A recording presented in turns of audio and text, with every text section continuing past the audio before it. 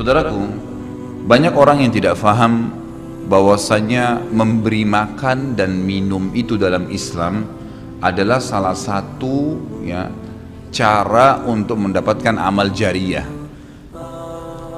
Jadi banyak orang memikirkan amal jariyah itu hanya membangun bangunan, hanya membagikan Al-Quran sehingga dihafal, lebih ke masjid, lebih ke bangunan, lebih ke jalan, lebih ke sumur gitu kan. Padahal sebenarnya ada hal-hal lain yang bisa menjadi penyebab amal jariyah, di antaranya makanan dan minuman. Jadi hadis Nabi SAW yang sahih riwayat Imam Ahmad, ini rahasianya di hadis ini.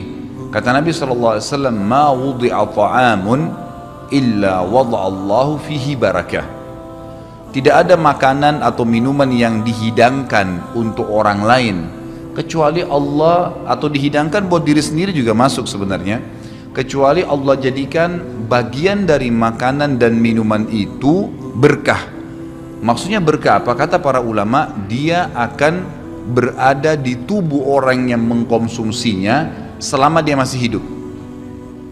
Jadi begini, orang tua kita semua, Bapak Ibu sekalian, orang tua kita seperti saya, orang tua saya misalnya, pada saat saya ceramah di masjid ini, saya mendapatkan pahala karena menyampaikan agama Allah, insya Allah, bila diikuti dengan keikhlasan. Semoga Allah ikhlaskan niat kita.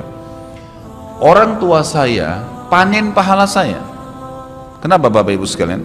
Karena saya tumbuh dari ASI ibu saya, dan saya tumbuh dari nafkah ayah saya. Makanan, minuman yang saya makan selama ini sehingga membantu pertumbuhan badan saya menjadi besar, dan akhirnya saya bisa hidup, maka itu menjadi amal jariyah. Makanya dalam hadis riwayat Imam Muslim, seorang sahabat bertanya, ya Rasulullah, ayyul islami khair? Perbuatan apa dalam Islam yang khair? Khair ini yang baik sekali, pahalanya besar sekali, selain yang wajib, yang sunnah-sunnah aja nih. Nabi SAW tidak mengatakan perbanyaklah sholat sunnah. Kenapa? Sholat sunnah secara individual, puasa sunnah, zikir, ngaji, bukan. Karena orang ini mengatakan khair artinya yang banyak sekali pahalanya, banyak sekali manfaatnya, dan ringan, sunnah. Berarti orang lain bisa merasakan. Apa jawaban Nabi SAW? Tut'imut ta'am wa tusallimu ala man ta'rif wa man lam ta'rif. Engkau memberikan makan dan minum kepada orang yang kau kenal atau kau tidak kenal, memberi makan umumnya, dan engkau menyebarkan salam kepada orang muslim yang kau kenal atau kau tidak kenal. Tapi saksi bahasan kita potongan awal hadis ini, di mana Nabi SAW menjadikan amal yang paling baik, besar pahalanya dalam Islam ternyata memberi makan dan minum orang lain. Kok bisa? Bukankah dalam secara akal kita, kalau kita makan dan minum kan habis gitu kan? Ternyata yang dibuang oleh tubuh itu yang tidak dibutuhkan saja.